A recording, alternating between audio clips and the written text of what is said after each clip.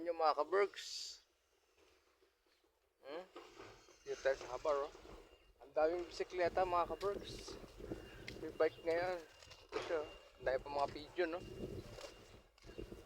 Dito tayo sa harap ng Palace Elizabeth mga ka-berks. Mag 1 minute video lang ako. Ito sa St. Stephen Cathedral. Ang daming mga ang daming mga bisikleta ngayon. Ayun, no? Makapansin nyo. Libo-libong mga bisikleta. Hanggang sa muli mga ka-berks, mag 1 minute video lang si Brother Dondi. Dito sa gitnang Europa sa Croatia. Yan dyan yung mga Hanggang sa muli. Paalam. Pasok na ako sa trabaho.